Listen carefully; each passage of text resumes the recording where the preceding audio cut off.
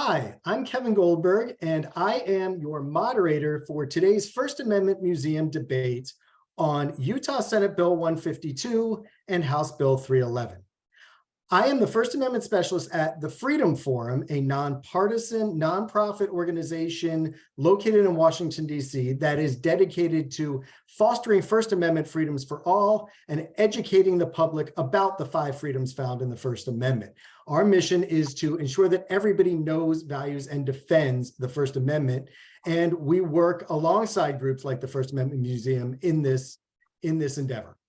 And that is why I've been chosen to speak to you today with 2 very esteemed panelists, Senator Kirk Cullimore from Utah and Jason Kelley from the Electronic Frontier Foundation about these bills.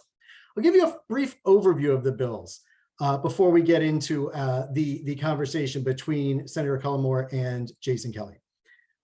The first bill is SB 152. Which amends Utah's laws with regard to social media regulation. Among the things it does, and it's very top level, we will hear more from both our panelists in more detail about this bill and HB 311. But among the things SB 152 does is that it places restrictions on social media companies and provides parents with additional tools to protect teens from the harmful effects of social media. It does this in many ways. By enacting a strict age verification process, by requiring parental consent prior to signing up or maintaining a social media account, by allowing parents or legal guardians to set time restrictions on social media use, by blocking direct messages to minors from people who are not their friends on the platform, and by preventing social media companies from collecting and selling data on minors. HB 311 is a little more straightforward. It prohibits tech companies' use of addictive design features by requiring platforms to limit features if they preoccupy and harm users. I hope I did justice to these bills. Now I'm going to ask my panelists to introduce themselves, and then they can get into talking about what they think are the salient points about these 2 important pieces of legislation. Senator Cullimore, could you give us a little background on yourself? Yeah, thank you, Kevin. Like I said, my name is Kirk Cullimore. I've been in the state Senate in Utah. This will be my 5th year. We are a part-time legislature here in Utah. So by profession, I'm an attorney, although I'm not a constitutional attorney. Mostly do real estate type stuff and a little bit of technology stuff now too. I've been practicing law for about 15 years now. Before that, I was a music teacher. Wow. So that was my undergrad degree. And I know you mentioned you're a soccer referee, and I spend a lot of time watching soccer. I have 6 kids. Oh. We do a lot of competitive soccer. Of my 6 kids, I have 5 daughters, 4 of which are teenagers right now. So these bills are very on point for me right now. Yeah, so 5 daughters, 1 boy, ages 19 down to 8. So, we do a lot of music, we do a lot of soccer, and balance that with legislative work and my legal profession. So. Great, thanks. And Jason? Hi, I'm Jason Kelley. Really happy to be here. Thanks so much. And, honestly honored to be talking with a Utah's senator here. Not an opportunity I get very often, so I appreciate that. I am the Associate Director of Digital Strategy at the Electronic Frontier Foundation, and EFF, for those who aren't aware, is the leading nonprofit defending digital rights. And that means essentially, the slogan is, we want to make sure that when you go online, your rights go with you. I've been at EFF for about 5 years. I focus primarily on student privacy issues, but also free speech and surveillance issues. And I'll say, just as a little bit of way of introduction, I am maybe one of the early adopters of social media, at least amongst people my age. When I was a teenager, I was heavily involved in internet relay chat, which I guess was the social media of the time, which honestly got me a lot of really, really useful experiences in education. It helped me make close friends with the person who eventually became my first girlfriend. Of course, I was only 14 at the time, for what it's worth, but I also made really good friends with someone who hired me as a marketing associate essentially long term once I reached my 20s, and that sort of got me started in the tech world before I ended up at EFF. So can't say that I've gotten as much value out of social media in recent years, but if you can think of IRC as social media from back then, it was super valuable to me as a teenager at the time. Thanks so much for that background. You brought up two things. Each of you have brought up a few things that I didn't know. For instance, Senator Cullimore, I did not give my full background, but it merges with yours. I was also a private practice attorney for 25 years. I did do constitutional and First Amendment law before I spent 2 years actually in the music industry, representing serving as the general counsel to a trade association for the major streaming music platforms. So it kind of melds the two of the areas that you're in today. I think, well, First Amendment, technology, and music. And so that is a way to toss back to you about a First Amendment and technology bill, these two First Amendment and technology related bills. What would you like to say about SB 152 and HB 311? Well, so it was about just over a year ago that a few of us in the Senate and in the Utah House of Representatives met with the governor and his team, met with our governor and his team. And he raised this issue and threw on the table some studies that showed, or at least that demonstrated and implied the detrimental effects of social media on our youth, and particularly upon our teenage girls and what that's doing to them. And I've heard, in discussing these bills, there's been a lot of discussion about whether there's a correlation between depression and suicide ideations and mental health issues and all of that, whether that's a correlation with social media or whether it's causation.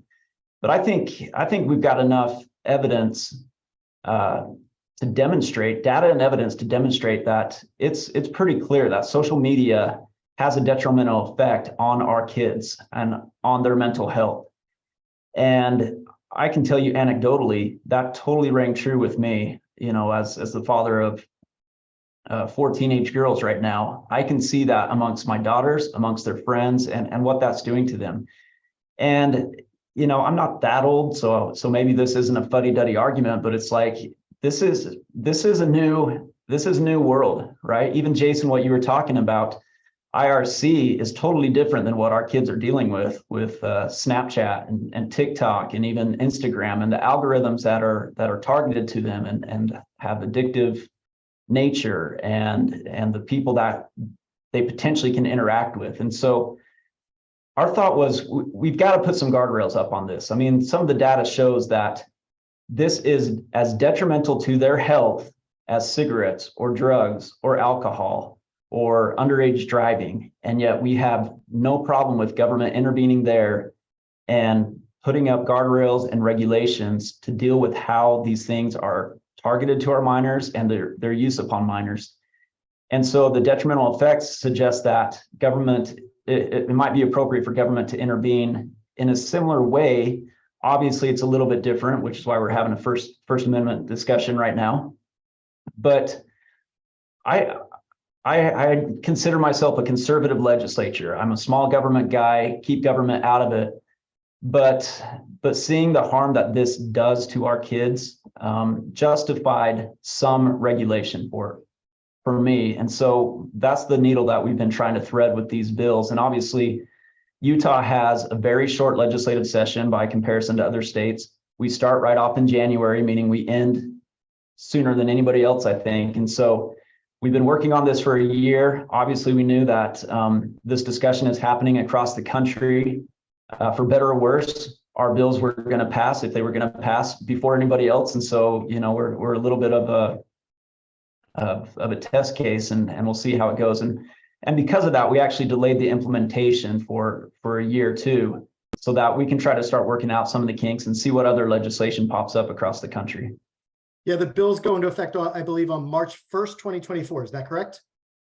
That's correct. And that was strategic because that's right about when the end of our legislative session would be next year. So if we need to make some tweaks, we've got a legislative session to do that.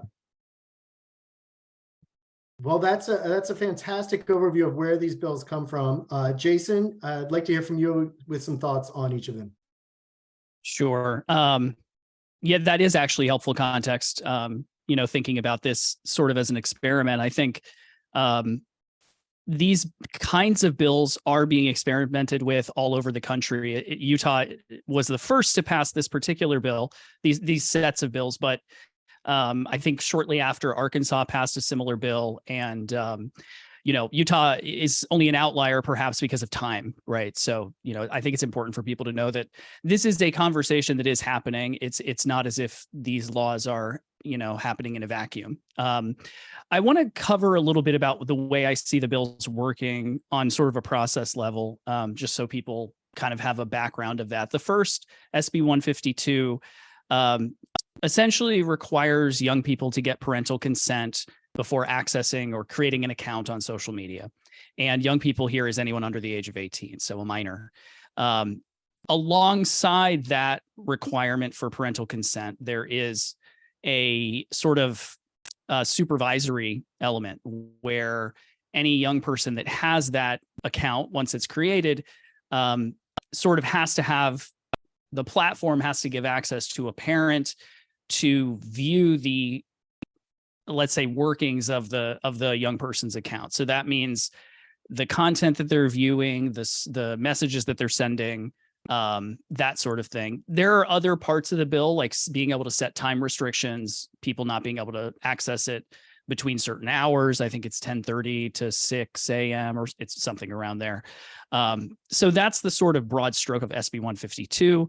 And HB 311 is, you mentioned it's a little more straightforward. I think that's true, because it's essentially a bill that says if a platform is causing harm to a young person through its addictive design, the young person or their family has a private right of action to sue the platform for the sort of financial, emotional, et cetera, harm that is caused that's related to the design itself being addictive. So that's my overview of the bills. I hope I'm getting them right as far as everyone here understands.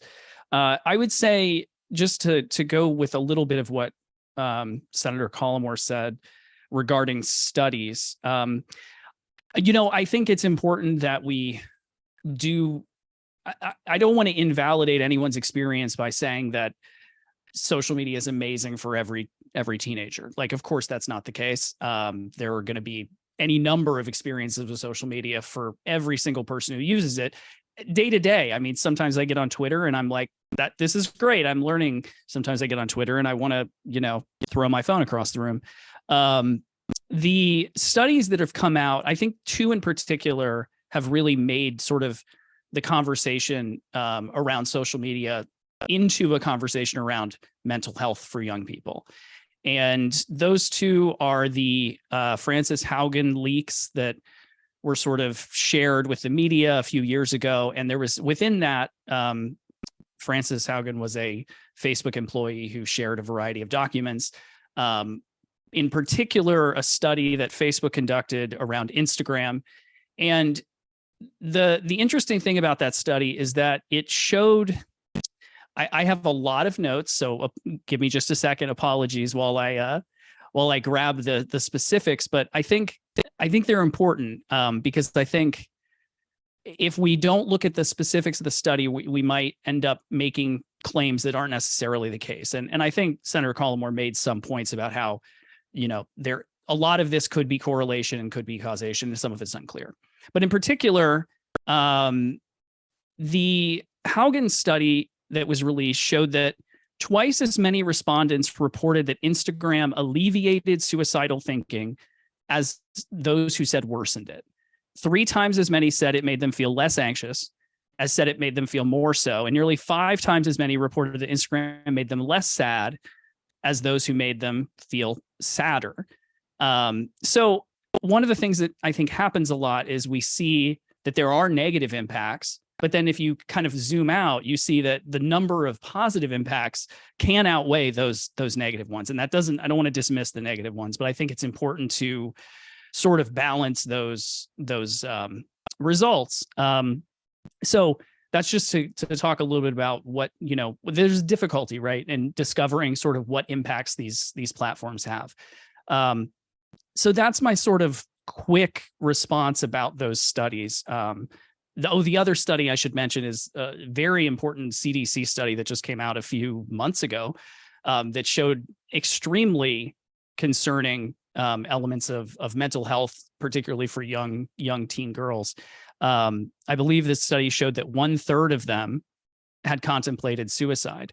But importantly, that study is not there to create cause, right? It doesn't describe causation. It's really just a study examining mental health.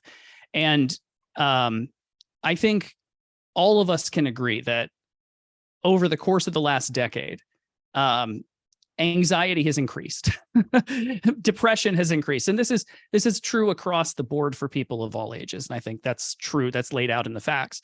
For good reason, right? One of the problems with this sort of correlation of mental health to social media is the world has also gotten really weird over the last decade in a lot of ways for a lot of people. You know, regardless of how you feel about the individual aspects of it, climate change seems to be a problem that young people are tackling, whether or not it's something that's worth fighting. That is a thing that is certainly on people's minds. College affordability is a real concern. We had a pandemic. It was a huge difficulty for everyone. And I think just in the last year or two, deaths by firearms became the leading cause of death for young people. And that sort of, it passed automobile accidents. And so in a lot of ways, I think we're experiencing a sort of mental health crisis across the board for young people because the world is difficult. And one last thing I'll just say is in the last several years, I think it's become a lot more common for people to talk about mental health issues. And I think social media has actually made that it's more of a part of the conversation. Because more people are willing to sort of learn about depression and learn about anxiety and learn about suicidality, thanks to other people speaking out about it. And for better or for worse, I think that means more people are in tune with the sort of language that you can use to describe depression and anxiety and suicidality. And so I think those studies just have to be taken, with the sort of context of the world we live in. And that's not to say that social media isn't negatively impacting some people. So that's my brief discussion about the facts. I want to talk really quickly about the problem with, in particular, SB 152 and HB 311, a specific problem, which is age verification. And this is a complicated issue because as of yet, there is no way to verify people's age on a social media platform without really asking them to verify their identity as well. And the many companies that have thought about ways of doing this haven't yet gotten to a point where you can say, how old is this person without saying, who is this person? And as a result, when you're trying to figure out how old someone is and you're making it a legal requirement for a platform to know how old someone is, they can't just determine the age for young people, right? They have to figure out how old everyone is. And that means that every single person on the platform is going to have to share some form of documentation. Now, there are other ways that age can be verified in theory. But as of now, the most common way is to share private information with a third party or with these platforms. And that really increases the potential for data breaches, for privacy violations, for all sorts of problems. And unfortunately, the studies have shown from different organizations like France's Data Protection Authority that there is no method that verifies age, is privacy protective, and is secure and like actually effective. So that's a major concern for me and for EFF around these kinds of bills, because we think ultimately when people are asked to verify their age, they're just going to not use the platform, right? I think that's often the case. You're going to get people who don't want to access the platform because they don't want to share their private information. And you're also going to hit people who don't have a way to verify their age. So ultimately, this means we're going to restrict more people than just young people from using the platform. I'll stop there. I've got plenty more to say, but I want to make sure Senator Cullimore has time to speak. Thank you, Jason. And we will turn to Senator Cullimore. And as I've said, this is styled as a debate, and I will stay out of it and let you two continue to respond to each other unless I have to step in. And Right now, I'm not sure I'm going to feel that, but I'm ready to if we have a way to direct a particular topic, and I think it needs exploring. I'll reserve the opportunity to do that. But please, Senator, I'd love to hear your thoughts on what Jason just said and anything else. And then Jason, you go ahead, and if it gets quiet, I'll throw something out for you to continue to chew on. Okay, well, I'll try to respond to some of the stuff that was said. I mean, first off, we did in preparation for the legislative session, we had focus groups that we did with parents, we did it with teenagers, and it was interesting getting their responses. And a lot of the responses, particularly from the teenagers, were what Jason described, in that, the positives of social media for them obviously outweigh the negatives. And this is my take. I'm not a data scientist or anything like that, but when we did these focus groups, a lot of these students, a lot of these kids had very, very good points that were well taken.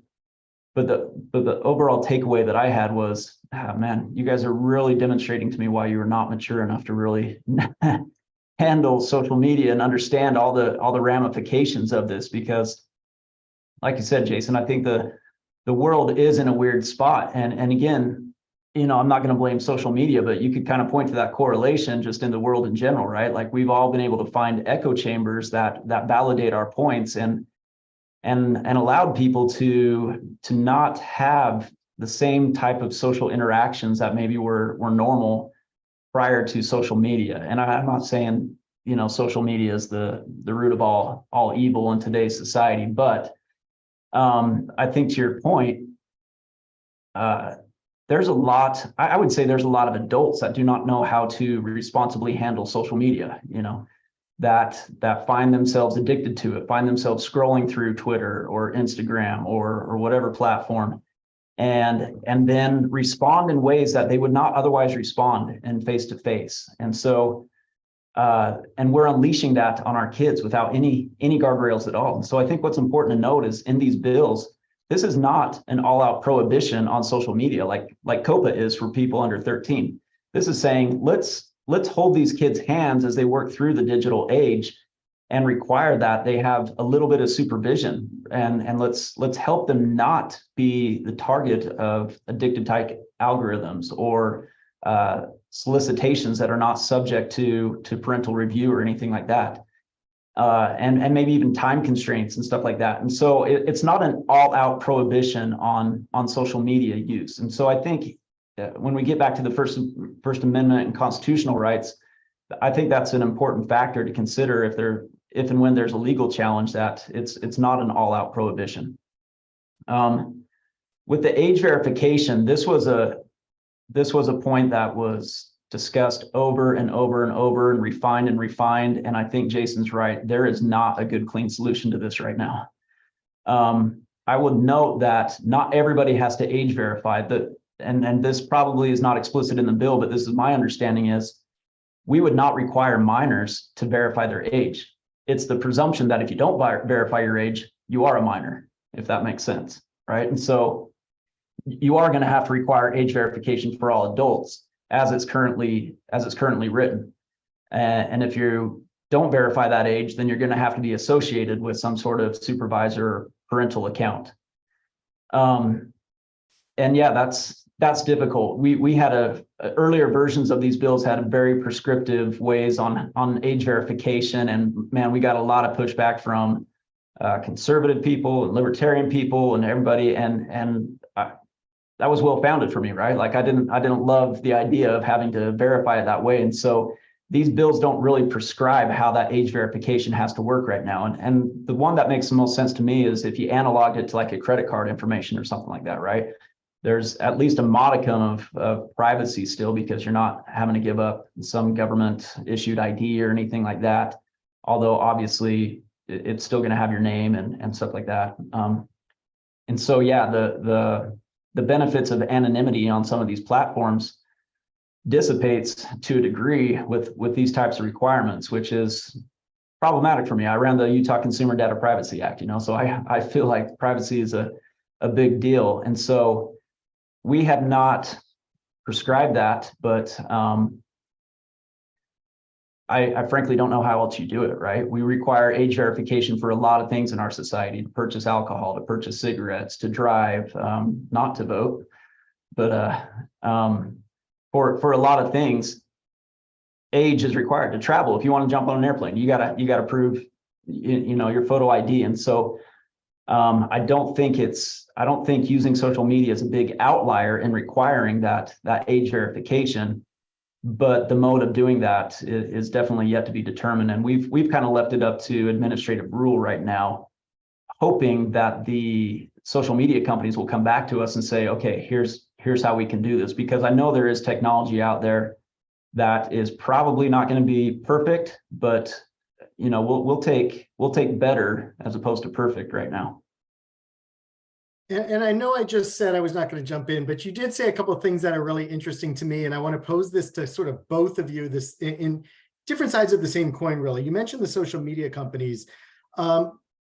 Let me ask you first, Senator, and I will preview the question for Jason too, as well, that he'll follow up with. Is the question for you, Senator, is how much interaction with social media companies directly was there in the legislative process? You mentioned some of the studies you did, some of the symposia you held. I know the National Governors Association was in Utah in October 2022 and discussed this issue amongst others.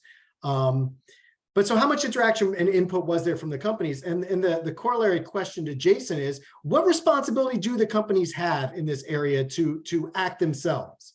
And are they doing a good job of it? So Senator and then Jason. Yeah, so we had interaction with almost every social media platform that's going to be affected by this. I know I personally met with representatives from Meta, from even US TikTok. I don't think Snapchat, at least not me personally. I'm trying to think of a bunch of others. And in fact, I met with a bunch of companies that are saying, hey, this isn't us, try to exempt us out of this bill, right? And so we've tried to do that as well to make sure that this is targeted to the right companies. But we did meet with a lot of them. And frankly, a lot of their responses are, hey, we're trying to do what we can. And this is opening up a good dialogue that parents should have with their kids. And frankly, as a parent, my response was, we are not winning this battle. I would like to have these conversations with my kids. We are trying to do this, and I feel like I'm a pretty engaged parent, and we're not winning this battle. We need better tools. And in fact, I've spoke with a lot of parents who say, oh, I will never let my kids have this social media. I won't let them have a Snapchat account. I won't let them have this and that. And I want to pull up my daughter's phone and say, you mean this account that your daughter has? Even the best and well-intentioned parents are losing this battle. And so we're simply saying we need better tools to deal with this. And frankly, what you're offering is not that. And a lot of their solutions to the problem that we are presenting were just inadequate in our mind. And so we did meet with a lot of them. I don't think any of their solutions went far enough. And I think, and like Jason said, I think they're going to see that this conversation is broader than Utah, and that they do need to take some action to help out with this to avoid punitive type bills that HB 311 may represent. Yeah, and Jason, I mean, I know EFF works very closely with a lot of social media companies and internet companies. I mean, what is their role in this? How much can they be doing? How much more could they be doing? Especially, where's their responsibility lie, especially to avoid legislative solutions, perhaps? Right. I mean, a lot of the social media companies' actions tend to be to preempt legislation, right? And in this arena, I know Senator Cullimore mentioned that some of these platforms do have tools, and in his view, they're not sufficient. I think that the tools that exist for a platform like Instagram or for TikTok sort of allow parents to supervise at a small level the accounts that their young people have, if they know that the young people have the account, right? And I think that's the point that was being made, that at this moment, anyone who wants to can sort of create an account because the age verification requirements don't exist. And I feel the pain, despite not having kids. I feel the pain of people who don't have an easy solution to stopping their young people, their minor children from getting on social media. But I have to to say a couple of things about what do still exist. No one has to have a cell phone, right? I mean, ultimately, like, we're talking about this as if it's a absolute requirement for a family to have access that a young person can get to the internet. And I think that's important. I certainly wouldn't suggest that people shouldn't have access to the internet until they're a certain age, but I do think that supervision can happen for parents and young people. It's harder when you have 6 kids. I can't even imagine. But I do think these guardrails do exist that people can use, whether it's the platform's own safety features or features that you can implement in your own home. There are ways to filter content through your own, wireless setup in your home. Schools that young people go to are required to have filtering tools that, generally speaking, would be blocking social media. So in reality, I think we are sort of requiring parents through these laws, or especially through SB 152, to jump through this hoop of parental consent for young people, when if they want to stop a young person from using social media, I realize that that's not easy, but it's possible. And so I think some of the guardrails that we're describing already do exist. It's not the same thing, but when I was a kid, I had a BB gun, right? Was the BB gun in a place where I could access it all the time? No. But when I wanted to use it, if I was asking nicely, I could. And I don't have children, so I understand that, my own interpretation of this is probably slightly skewed from reality, but I do think that tools exist. The other thing I want to mention about sort of what social media companies need to do is when it comes to the parental consent requirement within these laws, I don't think it's clear what social media companies are going to need to do there either. And I think that's one of the major problems with the law. I was kind of trying to figure this out myself because I'm more of a tech person than a lawyer. How would I verify who my parents are to a social media company in realistic terms, right? What would I do? And anything that is easy to do means that the bill would essentially be ineffective, right? If all I have to do is have another account claim that I'm their child or vice versa, I could certainly get friends to do that, of course. If I'm required to, as a child, get my parent to upload their ID and prove that they are sort of that there is that connection through, let's say, our last names or something, then you were really just asking parents to do more work by sharing more private information. And I don't think the systems are in place, and I don't think they're going to get put in place. I'll be honest, I'm 70% confident that either the systems that get put in place after a law like this becomes enacted will be so onerous on the platforms that they won't go through with it and will just ban young people from the platform entirely. Or parents, unfortunately, will just not want to go through with the complicated process. And that means very few young people in Utah will be online. I mean, that's the reality of how I see the bill being used in practice. And that's a problem because young people use social media for all sorts of positive things. And I think that we are, the reason we're having a First Amendment debate about this is that, unfortunately, young people's right to free expression and speaking out does exist in the online space. And it's important to me that they can have that right, and that right isn't being limited by the government. In this case, I think that's what's going to happen, unfortunately. And I worry that the bill will, once it's enacted, will actually just remove people entirely from the internet who are of a certain age, either because the parents don't have the ability to go through with the process and aren't interested in it because it's too complicated, or because the platform simply won't they won't want to implement the process, and they'll just say no one under 18. So that's one of the things I've been worried about, generally speaking. Both of those are totally acceptable consequences for me. I mean, I wondered, I wondered if in reality, no, I shouldn't say in reality, but if an element of this is just ultimately removing young people from social media more wholesale. And I kind of assumed that that's a goal of, at least some people passing a bill like this, certainly not all of them. I do think that obviously a lot of people would want young people to get on social media once they have consent and supervision. Do you, Senator Cullimore, do you worry that young people in the state of Utah would be, let's say, left behind because they would be some of the only people of a certain age in the country who wouldn't be able to access sort of platforms that are really driving a lot of, I don't know, media, culture, education, community discussion? And does that worry you?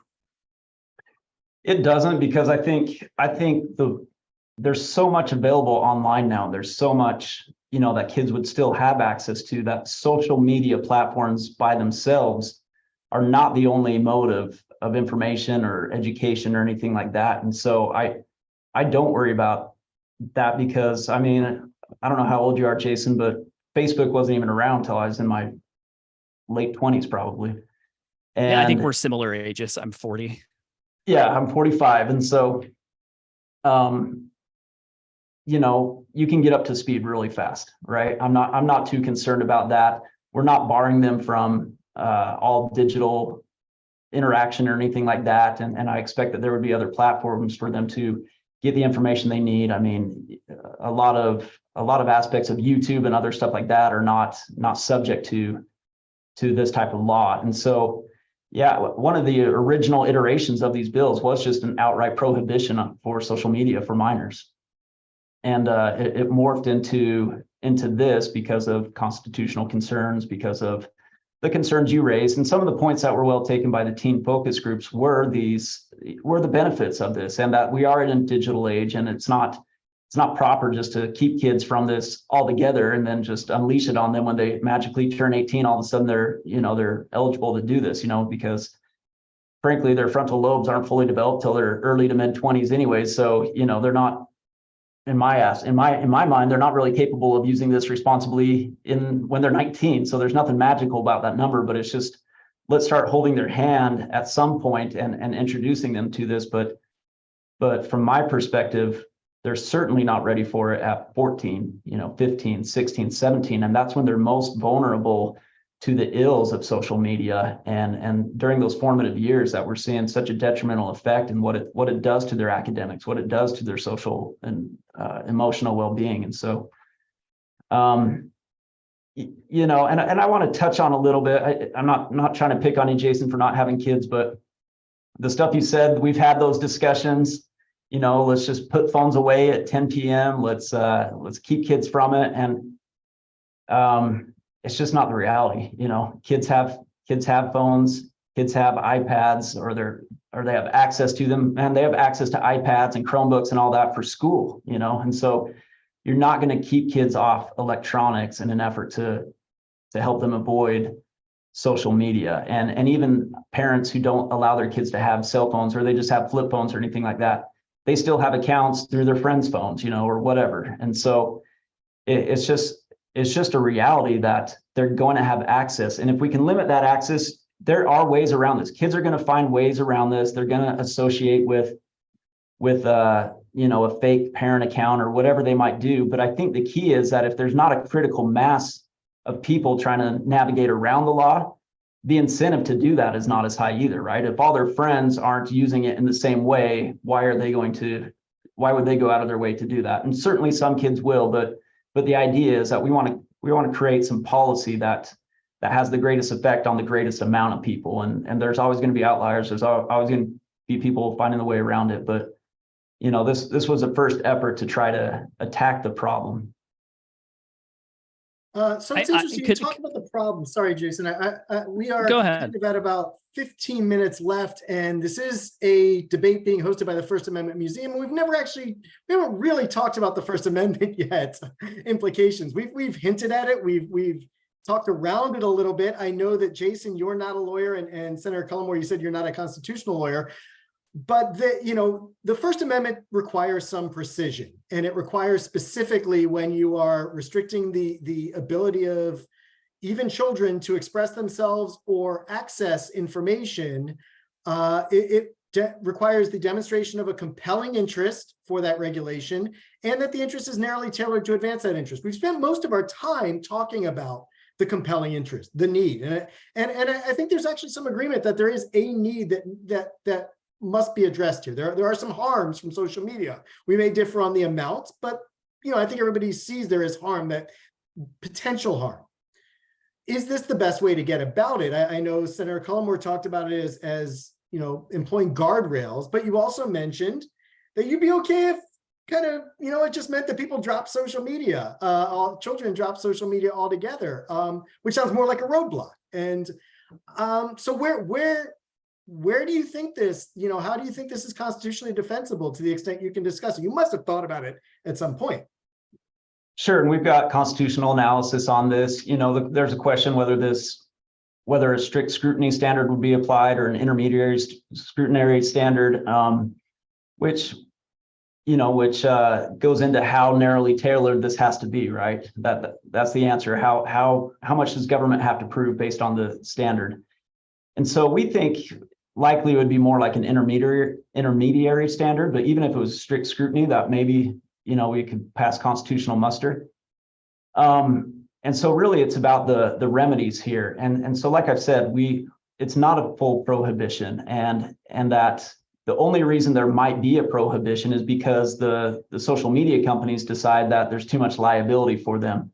And then that would be their decision, and in a roundabout way, potentially a government decision. But it's more about, these social media companies are so ubiquitous at this point that at some point they're not government, but they have as broad a application on society as government potentially. And so, not suggesting they're government actors, but they do have a duty to the government or to people because of their size and their impact on society. And so we have not very well defined that duty in regards to the harm that they're doing to children through addictive behaviors and mental health and all of that. We got 230 and that others, and other stuff like that, but I feel like that's a different area altogether. And so because of the harm that has been identified, government does have a vested interest in protecting kids, and that, we think we're threading the needle as best as we can right now based on technology that's available and, the understanding of legislators right now to not ban it, but just to put up those guardrails, and that we think it is tailored well enough to allow access to social media companies for youth, to allow them to get that information, to allow them to express information, but to have that moderated by family, at least. Jason, I know, again, you're not an attorney, but there are plenty of really good attorneys at EFF, and some of that must have rubbed off on you, right? Not enough of it, but I have to say thanks to many of my colleagues for their analyses of things like this. I think this ultimately will be an issue that's decided by the courts, because those guardrails are large enough, they may be roadblocks to, I think, make it a reasonable question whether or not laws like these are interfering with the broader public's First Amendment rights to speak and receive information. I think that's an important element here that we're not talking about enough. And I think it's part of the First Amendment analysis, which is that once you require a platform to age verify, you are essentially requiring a roadblock for everyone.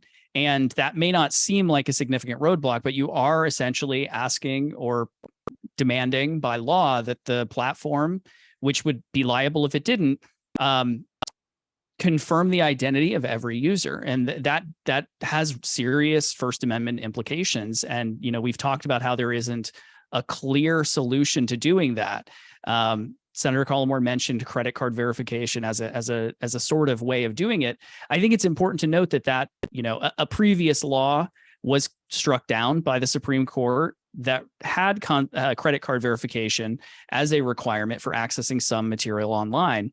And I don't see this as significantly different, and in fact more onerous, because a credit card is less private in some ways than other kinds of identification that people would be asked to give. So I think, unfortunately, it's going to be figured out in the courts, because I do think there's a pretty good case that the First Amendment protections here should keep the law from being enacted. And I'm certainly interested to see what all the different debates in the courts will be as a non-lawyer. And I think really the question is speech on these platforms protected? Is access to the platforms protected? And is the platform's own right to design its own forms of communication protected? And I think these are all different questions that are complicated. I would argue yes. And some of that is because Section 230, but ultimately Section 230 is essentially just saying that the First Amendment exists online.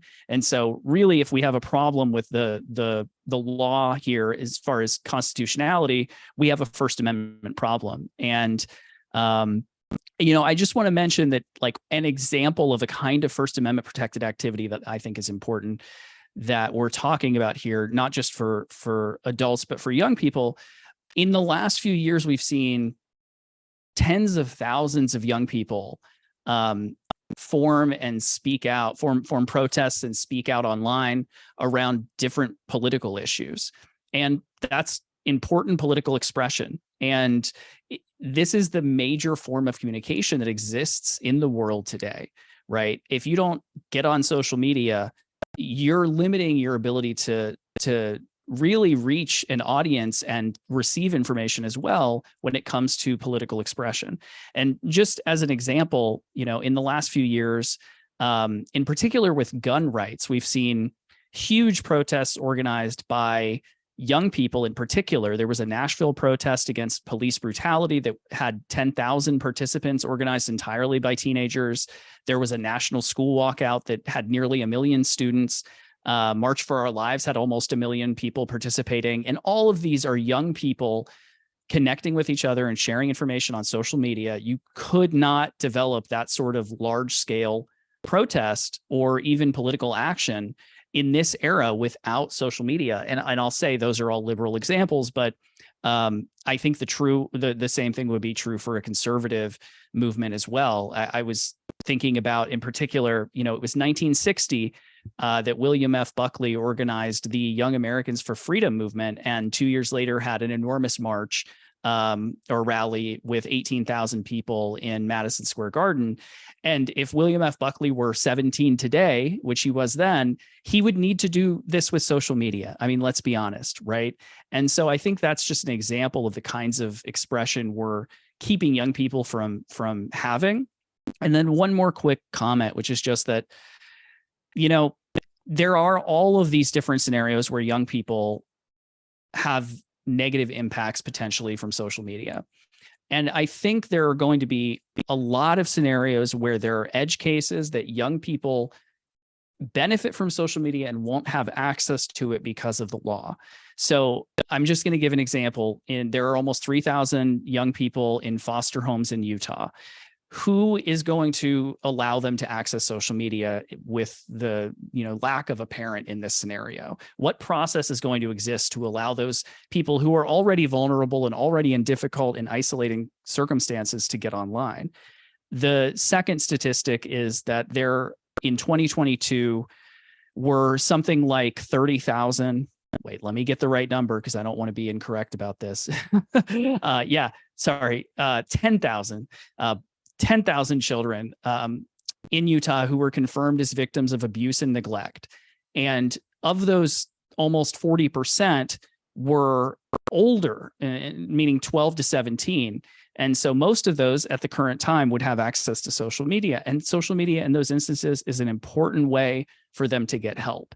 And if you're requiring parents to surveil the messages of young people, or you're just stopping young people from accessing social media entirely, unfortunately, young people go to their friends and they go to their relatives and they go to their, counselors and their pastors on social media because those are private things that they have to talk about that sometimes they can't talk about in person or don't want to. So limiting those conversations in these edge cases or making it so that they're surveilled is a real problem that I think we need to think about, because if a law is meant to protect young people, but those in vulnerable situations are put into more vulnerable situations potentially because of it, I think we should really rethink what the law does and how it works. Thank you. And I don't mean to limit conversation, but we are really coming up toward time. I'm going to offer Senator Cullimore a chance to offer a final statement on this, and then we'll wrap things up. Thank you very much. Thank you, Kevin. Thank you, Jason. It's been fun to do this. And my final statement would be a little bit of a rebuttal. I think herein lies part of the problem. Is the fundamental view of what children are. And I've got 6, and Utah's one of the youngest states in the nation. We have a lot of kids here. And I think it's important to encourage kids to be civically engaged and to learn the issues and to help them develop. But there's a reason why you don't vote until you're at least 18, right? And so while I appreciate the social activism that can happen as a result of social media, that fringe benefit, as I see it, does not outweigh the potential harms caused by social media. And that, those who might be in vulnerable situations, I would suggest that I've got anecdote after anecdote where kids are actually put in more vulnerable situations as a result of social media, as opposed to finding help through social media. And that we need to find human connection to resolve those vulnerable situations, and that will be more critical and valuable to kids than reaching out to people online. And so I think it's more important, and the government has a vested interest in protecting kids and helping them develop socially and emotionally through human connection and human interaction, and then guide them as they enter the digital age through parental or supervisory guidance. And so that's really the intent of these bills. Is, I to what Kevin said earlier, I think there's growing consensus that social media has caused harm. Are there benefits? Absolutely. Do we need to help our kids learn the benefits and use these tools correctly? Absolutely. Another point I was going to make too is, we spend a lot of time trying to define social media and social media platforms. And I think there's a lot of opportunity on the web to develop some of the tools that you're talking about, Jason, outside of social media. And maybe there's a place in the free market to say, here's a need that can be addressed, and we can help avoid some of the ills that have come along with social media. And, girls looking at, the perfect person in their mind, and always comparing, the ideal that's online versus reality, and some of that stuff that inevitably happens with social media platforms. What are the goods that come out of this, and can we develop that? And not to eliminate social media. It plays an important role in our country and in the growth and in the civic dialogue and all that. I absolutely agree, but we just need to curtail the harm that it's doing to our kids, and I think government has a proper role for that. That this is the first bill that's passed. Have we found the perfect solution? No, but it's in our minds, it's a step in the right direction, and hopefully will be refined. Thank you very much, Senator. I note that your governor, Spencer Cox, had a sort of public debate with Ari Cohn from Tech Dirt, a popular internet publication that reports on tech issues, in which he was responding to Cohn's assessment that this bill is clearly unconstitutional. That was Cohn's assessment. He says, "I can't wait to get in front of a judge and jury with ease. It will be one of the happiest days of my life. We get to show the world what they've known and what they've been doing." He clearly thinks this will be a challenge, expects it, and expects to win. I think, Jason, I think we all perhaps probably expect some sort of court challenge to this.